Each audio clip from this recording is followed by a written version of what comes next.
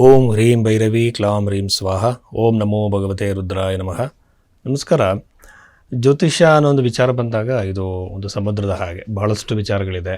ಇದರಲ್ಲಿ ಬಹಳಷ್ಟು ಥರದ ಜ್ಯೋತಿಷ್ಯ ಪದ್ಧತಿಗಳಿದೆ. ಜಮಿನಿ ಜ್ಯೋತಿಷ್ಯ, ನಾಡಿ ಜ್ಯೋತಿಷ್ಯ, ಪ್ರಶ್ನೆಶಾಸ್ತ್ರ, ಹಸ್ತಸಾಮುದ್ರಿಕೆ, ಅದರಲ್ಲಿ ನಾಡಿ ಹಸ್ತಸಾಮುದ್ರಿಕೆ ಅಂತ ಕೂಡ ಇದೆ. ಇಷ್ಟೆಲ್ಲ ನಾವು ನೋಡ್ತಾ ಇದ್ದಾಗ ನನಗೆ ಆಸಕ್ತಿ ಉಂಟಾಗಿದ್ದು ಮನುಷ್ಯನ ಭವಿಷ್ಯವನ್ನು ಹೇಳೋಕ್ಕೆ ಸಾಧ್ಯನಾ ಅಂತೇಳಿ. ಮನುಷ್ಯನ ಭವಿಷ್ಯವನ್ನು ಹೇಳೋದಕ್ಕೆ ಸಾಧ್ಯ ಇದೆ. ಯಾಕೆಂತಂದರೆ ಕರ್ಮಗಳಲ್ಲಿ 3 ಥರದ ಕರ್ಮಗಳನ್ನು ಹೇಳಿದ್ದಾರೆ ಋಷಿಮುನಿಗಳು. ಅದರಲ್ಲಿ ಪ್ರಾರಬ್ಧ, ಸಂಚಿತ ಮತ್ತು ಕ್ರಿಯಾಮಾನ. ಇದು ಕ್ರಿಯಾಮಾನ ಅಂತಂದರೆ ಏನು ಫ್ರೀ ವಿಲ್ ಅಂತ ಹೇಳ್ತಾರೆ, ಅದಕ್ಕೆ ಸಂಬಂಧಪಟ್ಟಿದ್ದು. ಈ ಸಂದರ್ಭದಲ್ಲಿ ಯಾವುದೇ ಆಗಿರ್ಬೋದು, ಪ್ರಾರಬ್ಧ ಕರ್ಮ ಏನಿದೆ, ಸಂಚಿತ ಕರ್ಮ ಏನಿದೆ, ಇದರಲ್ಲಿ ಯಾವುದೂ ಬದಲಾವಣೆ ಮಾಡೋಕ್ಕೆ ಸಾಧ್ಯ ಇಲ್ಲ. ಇದು ಪ್ರೀ ಡೆಸ್ಟೈನ್ಡ್ ನಮ್ಮ ಲೈಫ್.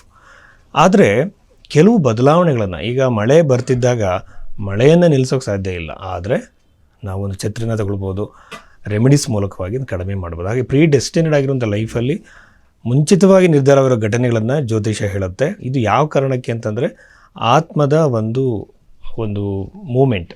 ಸೊ ಇದೆಲ್ಲ ಒಂದು ಡೀಪ್ ಆಗಿರೋ ವಿಷಯ. ಸೊ ಆನಂತರ ನನಗೆ ಜ್ಯೋತಿಷದಲ್ಲಿ ನಂಬಿಕೆ ಬಂತು.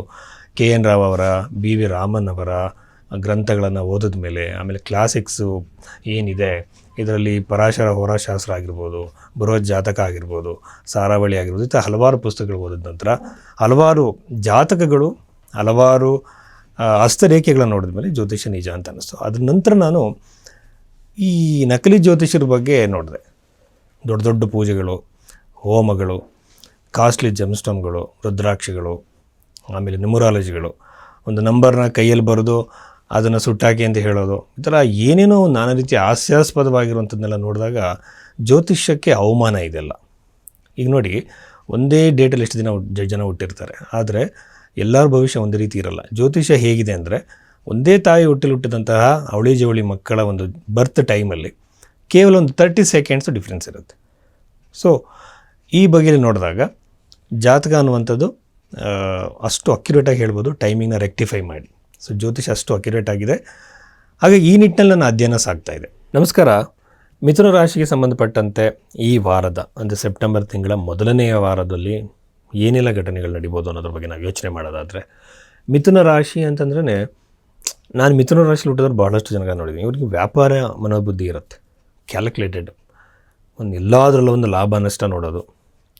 ಯಾಕೆಂತಂದರೆ ಆ ರಾಶಿಯ ಒಂದು ಅಧಿಪತಿ ಬುಧ ಗ್ರಹ ಬಂದು ತುಂಬ ಕ್ಯಾಲ್ಕುಲೇಟೆಡ್. ಇವರಿಗೆ ಸೆನ್ಸ್ ಆಫ್ ಹ್ಯೂಮರ್ ಇರುತ್ತೆ. ಮತ್ತು ಏನಂತಂದರೆ ತುಂಬ ಯೋಚನೆ ಮಾಡ್ತಾರೆ ಹಣಕಾಸು ಜೀವನದಲ್ಲಿ ತುಂಬ ಕ್ಯಾಲ್ಕುಲೇಟ್ ಆಗಿರೋ ನಿರ್ಧಾರಗಳನ್ನ ತಗೊಳ್ತಾರೆ. ಋಷಭ ರಾಶಿಯಲ್ಲಿ ಮಿಥುನ ರಾಶಿಯಲ್ಲಿ ಹುಟ್ಟಿದಂಥವ್ರು. ಬಟ್ ಕ್ಯಾರೆಕ್ಟರ್ ಅನ್ನೋದು ಬರೀ ರಾಶಿಯಿಂದ ಡಿಸೈಡ್ ಆಗಲ್ಲ. ಚಂದ್ರನಿರುವಂಥ ನಕ್ಷತ್ರ, ಅದಿರುವಂಥ ರಾಶಿ ಜೊತೆ ಆಸ್ಪೆಕ್ಟ್ ಯಾವ ಗ್ರಹಗಳು ಮಾಡ್ತಿದ್ದಾವೆ, ದೃಷ್ಟಿ, ಇದೆಲ್ಲದ್ರ ಮೇಲೆ ನಮ್ಮ ಕ್ಯಾರೆಕ್ಟರ್ ಡಿಸೈಡ್ ಆಗುತ್ತೆ. ಯಾಕೆಂದರೆ ಮನುಷ್ಯನ ಸೈಕಾಲಜಿ ಅನ್ನುವಂಥದ್ದು ಬಹಳಷ್ಟು ವಿಚಾರಗಳಿಂದ ಡಿಸೈಡ್ ಆಗುತ್ತೆ.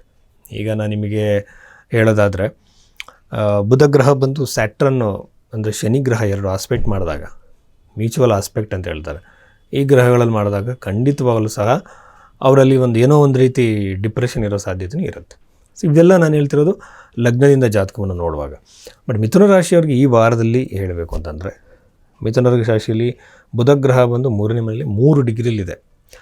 ಸೊ ಉತ್ತಮ, ಇದು ಬಹಳ ಚೆನ್ನಾಗಿದೆ. ಬಟ್ ಯಾಕೆಂತಂದರೆ, ಹಾಗೆಂತ ಹೇಳಿದ್ರೆ ಸೂರ್ಯ ಮತ್ತು ಬುಧ ಗ್ರಹಗಳಿಬ್ಬರು ಶತ್ರುಗಳೇನಲ್ಲ, ಉತ್ತಮವಾಗಿರೋಂಥ ಗ್ರಹಗಳೇ. ಇದು ಇವ್ರಿಗೂ ಕೂಡ ಸಂಚಾರವನ್ನು ಉಂಟು ಮಾಡುತ್ತೆ. ದೊಡ್ಡ ಮಟ್ಟದ ವ್ಯಾವಹಾರಿಕ ಡಿಸಿಷನ್ಗಳನ್ನ ತಗೊಳ್ಬೋದು. ಯಾವುದಾದ್ರೂ ನೀವು ಒಂದು ಪ್ರಾಪರ್ಟಿ ಬೈ ಮಾಡೋ ಅಗ್ರಿಮೆಂಟ್ ಇರ್ಬೋದು, ಬಿಸ್ನೆಸ್ ಅಗ್ರಿಮೆಂಟ್ಗಳಿಗೆ ನೀವು ಕೈ ಹಾಕ್ತಿದ್ರೆ ಇದು ಬಹಳ ಉತ್ತಮವಾಗಿರುವಂಥ ವಾರವಾಗಿರುತ್ತೆ. ನೀವು ಯಾವುದಾದ್ರೂ ವ್ಯಕ್ತಿಗಳನ್ನು ನೋಡಬೇಕು ಅಂತ ಬಹಳ ದಿನಗಳಿಂದ ಆಸೆಪಟ್ಟು ಆಗದೇ ಇದ್ದರೆ ಈ ವಾರದಲ್ಲಿ ಅವರನ್ನು ಮೀಟ್ ಮಾಡುವಂಥ ಸಾಧ್ಯತೆ ಇರುತ್ತೆ. ಆಮೇಲೆ ಈ ವಾರ ಹೇಗಿರುತ್ತೆ ಅಂತಂದರೆ, ಒಂದು ಅನ್ಯೂಶುವಲ್ ಆಗಿರುವಂಥ ಸ್ಥಳಗಳಿಗೆ ನೀವು ಭೇಟಿ ಕೊಡೋ ಸಾಧ್ಯತೆ ಇರುತ್ತೆ. ತುಂಬ ಒಂದು ರೀತಿ ಅನ್ನೋನ್ ಪ್ಲೇಸಸ್ಗಳಿಗೆ, ನಿಮಗೆ ಗೊತ್ತಿಲ್ಲದಿರುವಂಥ ಜಾಗಗಳಿಗೆ ನೀವು ಅಲ್ಲಿ ಭೇಟಿ ಕೊಡುವಂಥ ಸಾಧ್ಯತೆ, ಅಲ್ಲಿ ಹೋಗುವಂಥ ಸಾಧ್ಯತೆ ಇವೆಲ್ಲಾಗಿರುತ್ತೆ. ಹಾಗಾಗಿ ನಾನು ನಿಮಗೆ ಹೇಳೋದೇನು ಅಂತಂದರೆ, ಸ್ವಲ್ಪ ಅನ್ನೋನ್ ಪ್ಲೇಸಸ್ಗೆ ಹೋಗೋದನ್ನ ಅವಾಯ್ಡ್ ಮಾಡಿ. ಅದು ಯಾಕೆಂದ್ರೆ ರಾಹುದು ಆಸ್ಪೆಕ್ಟು ಅಲ್ಲಿ ಇರೋದ್ರಿಂದ. ಇದ್ರ ಜೊತೆಯಲ್ಲಿ 3ನೇ ಮನೆ ಸೂರ್ಯ ಇರೋದ್ರಿಂದ ನೀವು ಯಾವಾಗಲೂ ಕೂಡ ಈ ವಾರದಲ್ಲಿ ಒಂದು ರೀತಿ ತುಂಬ ಒಂದು ವಯಲೆಂಟಾಗಿ ಅಗ್ರೆಸಿವ್ ಆಗಿ ಡ್ರೈವಿಂಗ್ ಮಾಡ್ತಿದ್ದಾರೆ. ರ್ಯಾಶ್ ಡ್ರೈವಿಂಗ್ ಅದು ಏನು ಹೇಳ್ತೀವಿ, ಅದನ್ನು ದಯವಿಟ್ಟು ಅವಾಯ್ಡ್ ಮಾಡಿ. ಯಾಕೆಂತಂದರೆ 3ನೇ ಮನೆ ಅಷ್ಟು ಚೆನ್ನಾಗಿಲ್ದಿರೋದ್ರಿಂದ ಮಿಥುನ ರಾಶಿಯಿಂದ ವೆಹಿಕಲಲ್ಲಿ ಏನಿರುತ್ತೆ ಬಹಳ ಒಂದು ಸಂಯಮತೆಯನ್ನು ಕಾಪಾಡಿಕೊಳ್ಳೋದು ಒಳ್ಳೆಯದು. ಬಟ್ ನಾವು ಈ ವೆಹಿಕಲ್ಲಿ ಆಕ್ಸಿಡೆಂಟಲ್ಲಿ ಏನಿರುತ್ತೆ ಇದನ್ನು ನಾವು ಇನ್ನೊಂದು ರೀತಿಯಲ್ಲೂ ನೋಡ್ಬೋದು. ಲಗ್ನದಿಂದನೂ ಕೂಡ ನೋಡ್ತೀವಿ. ನಡೀತಿರೋಂಥ ದಶೆ ಇಲ್ಲಿ ಮಾರಕ ದಶೆ ಅಂತ ಹೇಳ್ತಾರೆ. ಸೊ ಆ ದಶೆ ಕೂಡ ಆಪ್ರೇಟ್ ಆಗುತ್ತೆ. ಬಟ್ ಇನ್ ಜನರಲ್ ನಾನು ಹೇಳೋದು ಮಾರಕ ದಶೆ ಅಂತಂದರೆ ಯಾವಾಗಲೂ ಕೂಡ ನಮಗೆ ಕೆಲವು ದಶೆಗಳು ಬರುತ್ತೆ. ಅದಕ್ಕೆ ಮಾರಕ ಗ್ರಹಗಳು ಅಂತ ಹೇಳ್ತೀವಿ. ಆ ಮಾರಕಾಧಿಪತಿಗಳು ಏನಿರ್ತಾರೆ ಅವರು ಸಾವನ್ನು ಕೊಡುವಂಥದ್ದು, ಆಕ್ಸಿಡೆಂಟ್ನ ಕೊಡುವಂಥದ್ದು, ನೋವನ್ನು ಉಂಟು ಮಾಡುವಂಥದ್ದು, ಆಪರೇಷನ್ಗಳಾಗ ಇವೆಲ್ಲ ಸಾಧ್ಯತೆ ಇರುತ್ತೆ. ಅದಕ್ಕೆ ಜಾತಕವನ್ನು ನೋಡಿ ಅದ್ರ ಮೂಲಕ ನಾವು ಒಂದು ನಿರೂಪಣೆ ಮಾಡಬೇಕು. ಈ ಒಂದು ದಶಾ ಪೀರಿಯಡಲ್ಲಿ ಈ ರೀತಿ ಅಂತೇಳಿ ನಾವು ಇದು ಮಾಡಬೇಕೇ ಹೊರತು ಯಾವುದೇ ಕಾರಣಕ್ಕೂ ಕೂಡ ರಾಶಿಯಿಂದ ಹೇಳಬಾರ್ದು. ಬಟ್ ಇನ್ ಜನರಲ್ ನಾನು ಹೇಳೋದಾದರೆ ನಾವು ಯಾವತ್ತೂ ಕೂಡ ಪ್ರಿಕಾಷನ್ಸ್ ತೊಗೊಳ್ಳೋದು ಒಳ್ಳೆಯದಲ್ವ. ಆ ಮೂಲಕವಾಗಿ ಹೇಳೋದಾದರೆ ಇದು ಒಳ್ಳೆಯದು. ಮತ್ತು ಟೀಚರ್ಗಳಿಗೆ ಇದು ಬಹಳ ಒಳ್ಳೆಯದು. ಪ್ರಮೋಷನ್ಗೆ ವೆಯ್ಟ್ ಮಾಡ್ತಿರುವಂಥ ಈ ಸಿಹಿ ಸುದ್ದಿ ಕೇಳುವಂತಹ ಅವಕಾಶಗಳು ಈ ಒಂದು ಮಿಥುನ ರಾಶಿಯವರಿಗೆ ಇದೆ ಅಂತ ಹೇಳ್ಬೋದು. ನಮಸ್ಕಾರ.